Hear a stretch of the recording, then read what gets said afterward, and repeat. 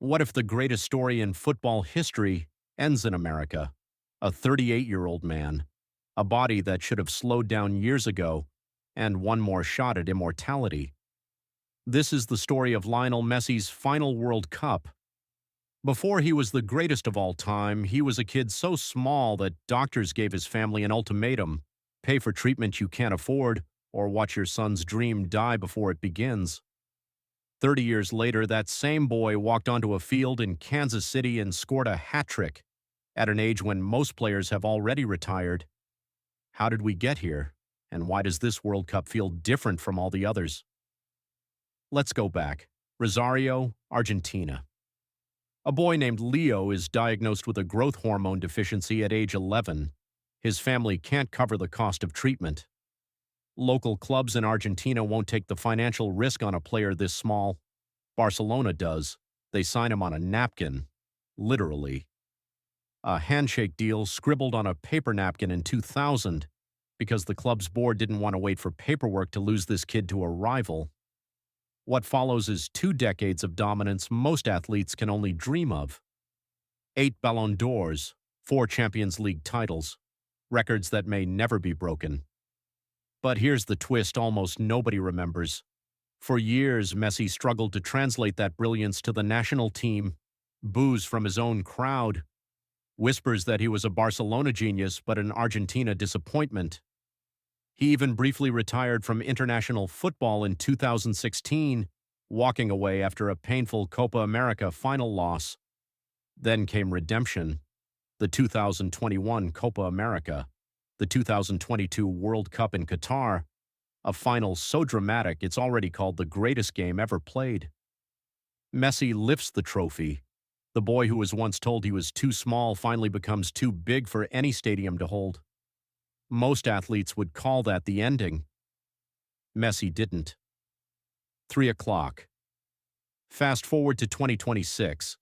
Messi is 38 years old, playing his football in Major League Soccer with Inter Miami, a league respected but not historically known for producing World Cup-ready intensity. Critics ask the obvious question, is he past it? The numbers add weight to the doubt. Father Time has beaten every champion before him. Pelé couldn't do it forever. Maradona couldn't either. Even Cristiano Ronaldo, also competing at this tournament at 41, is fighting the same battle against the clock, and history is brutal to defending champions. No team has successfully defended a World Cup title on a different continent since Brazil in 1962. The last 3 nations who tried to defend their crown were eliminated in the group stage, not the quarterfinals, not the semifinals, the group stage. Argentina's coach Lionel Scaloni brings back 10 of the 11 starters from the 2022 final, but championship teams age together and not always gracefully. Veteran defenders now in their late 30s, a midfield that doesn't run the way it used to. The internal question inside the Argentina camp isn't whether they can win, it's whether the bodies of the men who won it last time can carry them through 7 brutal matches again. Then the tournament begins, Argentina opens against Algeria, and the doubt, for one night, evaporates. Messi nearly opens the scoring in the 8th minute, ruled offside. Minutes later, a trademark Messi run ends with a left-footed strike too powerful to stop. Then another goal, then a third, a hat trick, his first ever at a FIFA tournament. At 38 years old, he becomes the oldest player in men's World Cup history to score a brace in a single match. The stadium doesn't just cheer, it stands. Even his own coach pulls him off early to rest him, and the crowd groans because nobody wants to see this story end, not even for 90 minutes. Here's what makes this moment different from every highlight reel before it. This isn't a young phenom announcing himself. This is a man who has already won everything, choosing to keep showing up anyway. Think about what it takes to walk back onto that field. Not for money, not for more trophies to add to a cabinet already overflowing. He does it because somewhere in Rosario there's still a kid who remembers being told he was too small.